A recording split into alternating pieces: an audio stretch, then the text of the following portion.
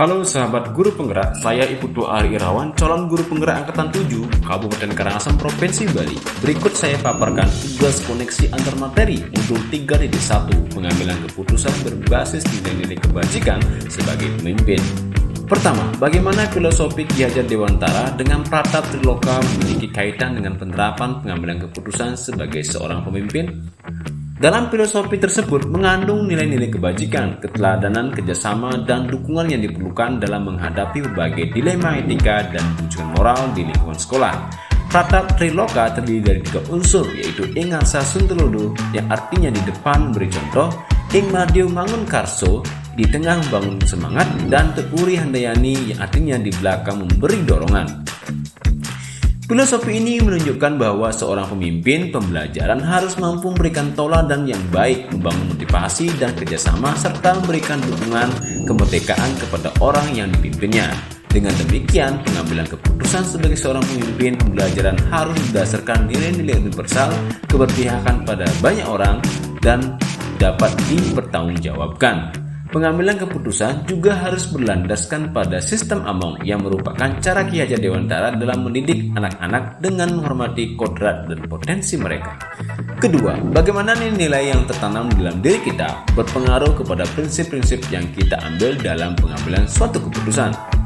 Nilai-nilai tersebut merupakan keyakinan sebagai standar yang mengarahkan perbuatan dan tolak ukur pengambilan keputusan terhadap objek atau situasi yang sifatnya sangat spesifik. Nilai-nilai tersebut juga akan merefleksikan karakter dan sikap kita dalam menghadapi dilema etika atau rujukan moral. Terdapat 3 prinsip utama dalam pengambilan keputusan, yaitu berpikir berbasis hasil akhir atau end-based thinking yang dianut oleh orang yang memegang nilai bergotong royong, kerjasama, dan kreativitas. Kedua, berpikir berbasis peraturan atau rule-based thinking cenderung dipraktikkan jika seseorang memegang teguh nilai komitmen, integritas, dan rasa hormat. Ketiga, berpikir berbasis rasa peduli atau care-based thinking biasanya dilakukan oleh orang yang memiliki empati, kasih sayang, dan kepedulian. Dengan demikian, nilai-nilai yang kita miliki akan menentukan cara kita berpikir dan bertindak dalam pengambilan keputusan yang berpihak pada murid, bertanggung jawab, dan mengandung nilai-nilai kebajikan universal. Ketiga, bagaimana materi pengambilan keputusan berkaitan dengan kegiatan coaching yang diberikan pendamping atau fasilitator dalam perjalanan proses pembelajaran kita, terutama dalam pengujian pengambilan keputusan yang telah kita ambil. Apakah pengambilan keputusan tersebut efektif? Masihkah ada pertanyaan-pertanyaan dalam diri kita atas pengambilan keputusan tersebut? Hal-hal ini tentunya bisa dibantu oleh sesi coaching yang telah dibahas pada sebelumnya. Pengambilan keputusan sudah efektif karena dapat menyelesaikan masalah atau situasi dilema etika atau rujukan moral dengan baik. Kedua, dapat memenuhi kebutuhan dan harapan murid dan pihak-pihak lain yang terkait. Ketiga, sesuai dengan nilai-nilai kebajikan universal, keberpihakan pada murid dan dapat dipertanggungjawabkan. Yang terakhir, dapat dipertanggungjawabkan secara moral, hukum, dan profesional. Keempat, bagaimana kemampuan guru dalam mengelola dan menyadari aspek sosial emosionalnya akan berpengaruh terhadap pengambilan suatu keputusan, khususnya masalah dilema etika. Dengan memiliki kemampuan sosial emosional yang baik, guru dapat menjadi lebih bijaksana, rasional, dan objektif. Dengan memiliki kemampuan emosional yang baik, guru dapat menjadi lebih bijaksana, rasional, dan objektif dalam mengambil keputusan yang berpihak kepada murid, serta mengandung nilai-nilai kebajikan universal. Menjadi peka, empati, dan peduli terhadap dampak dan konsekuensi dari keputusan yang diambil bagi diri sendiri dan orang lain.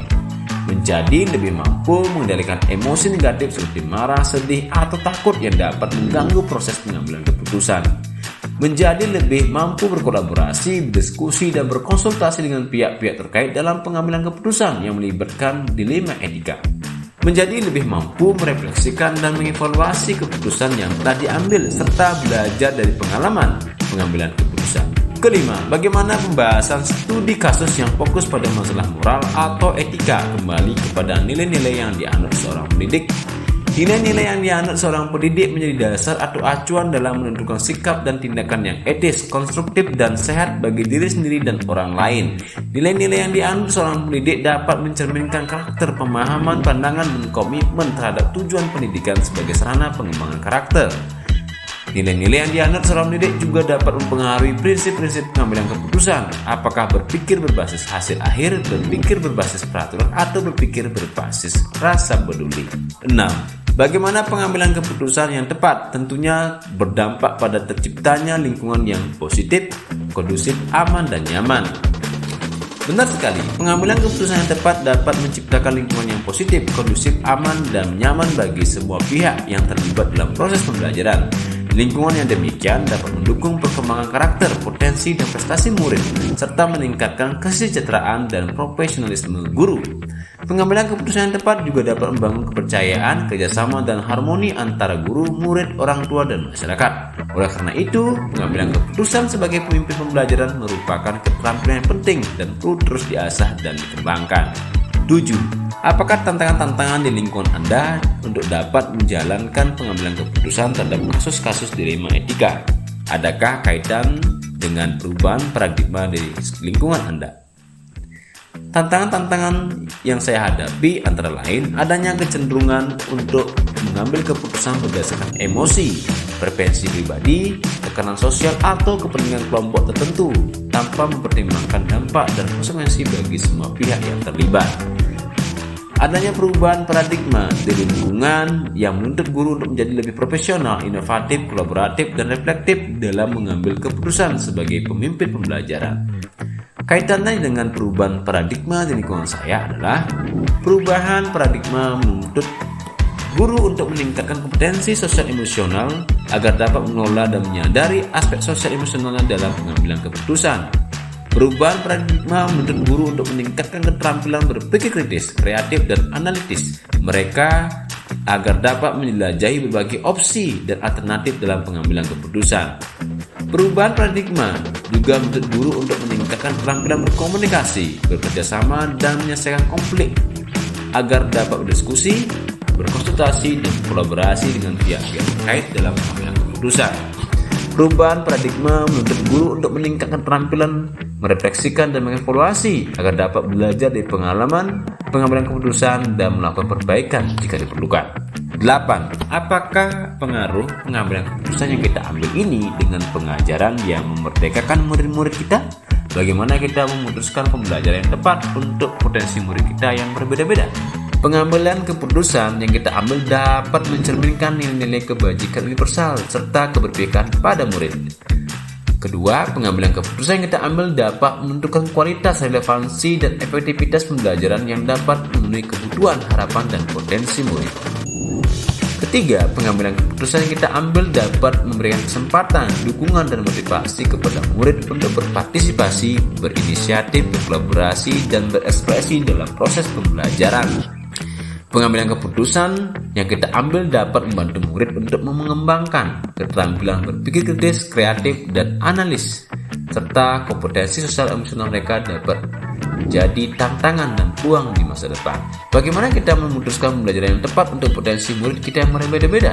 Kita dapat memutuskan pembelajaran yang tepat untuk potensi murid kita yang berbeda dengan cara mengenal karakteristik, minat, bakat, gaya belajar, dan kebutuhan murid secara individu maupun kelompok, menyusun rencana pembelajaran sesuai dengan kebutuhan murid, memilih metode, media, dan sumber belajar yang variatif, menarik, dan interaktif, melaksanakan pembelajaran yang berpusat pada murid dengan memberikan kesempatan, dukungan, dan motivasi kepada murid untuk aktif, kreatif, dan mandiri, mengevaluasi proses dan hasil pembelajaran secara formatif dan sumatif, merefleksikan proses dan hasil pembelajaran, serta melakukan perbaikan atau pengayaan jika diperlukan.